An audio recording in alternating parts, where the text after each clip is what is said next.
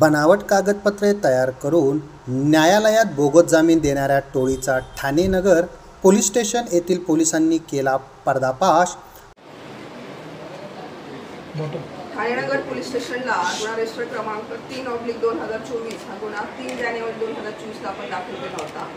याच्यामध्ये माननीय अतिरिक्त जिल्हा न्यायालय मधील ठाणे स्पेशल केस क्रमांक 450/2023 जो बागळे पोलीस स्टेशनला गुन्हा दाखल होता 57/2023 376 आणि इतर कलमान्वये याच्यातील जो न्यायबंदी आरोपी आहे रमेश सत्यनारायण यादव याच्या जामिनासाठी हुसेन वारसी अन्सारी यांनी बनावट कागदपत्र तयार केली आणि बोगस जामीनदार म्हणून कोर्टात हजर राहिला होता। यावरून न्यायालयातील जे अधीक्षक आहेत त्यांनी न्यायालयाची दिशाभूल आणि फसवणूक केली म्हणून गुन्हा दाखल केला होता। तर या गुन्ह्यात आतापर्यंत आपण 5 आरोपींना अटक केलेली आहे। तर यातील अटक आरोपी हुसेन वारसी अन्सारी हा कोर्टामध्ये बोगस जामीनदार म्हणून हजर राहिलेला आहे आणि इम्तियाज अहमद मेमन उर्फ चप्पट सदरचा आरोपी जो आहे हा कोर्टामध्ये बोगस जामीनदार किंवा आरोपींना जामीनदार म्हणून देण्यासाठी एजंट म्हणून काम करत असायचा।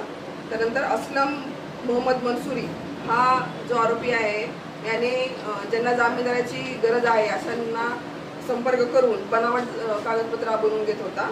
तसेच मेहताब हैदर नसीम नकवी आणि मेहंदी इक्बाल हसन उर्फ आसिफ हे जे 2 आरोपी आहेत त्यांचं मुंब्रा येथे झॅप कम्युनिकेशन म्हणून दुकान आहे झेरॉक्सचं। तर ह्या दोघांनी हे जे बनावट कागदपत्र आहेत हे त्यांनी तयार करून दिलेली आहेत। याच्यामध्ये आपण बनावट कागदपत्र जी जप्त केली आहेत ते म्हणजे आरोपीचं रेशन कार्ड, आधार कार्ड, नंतर international air condition company Akurli Mumbai येथील कंपनीत कामाला असल्याचा बनावट पगाराचा दाखला, पगाराच्या पावत्या आणि त्या कंपनीचं ओळखपत्र हे आतापर्यंत आपण आरोपींकडून जप्त केलं आहे। तसेच त्यांनी जे बनावट कागदपत्र तयार करण्यासाठी जे कम्प्युटर वगैरे जी साधन सामुग्री वापरली होती ते देखील आपण जप्त केलेले आहे।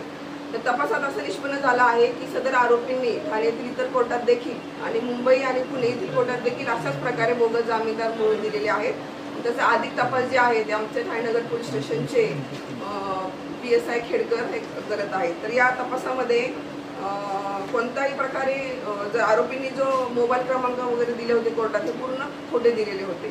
तरी सुद्धा तांत्रिक तपासाच्या आधारे आणि इतर तपासाच्या आधारे जे आपले तपासी अधिकारी आहेत त्यांनी या संपूर्ण जे रॅकेट आहे बनावट जामीनदाराचं हे त्यांनी उघड केलेलं आहे। त्यासाठी त्यांना आमचे वरिष्ठ अधिकारी DCP zone 1 Subhash Bhuse sir तसेच आमचे additional CP west region Vinay Deshmukh sir यांनी मोलाचं मार्गदर्शन केले।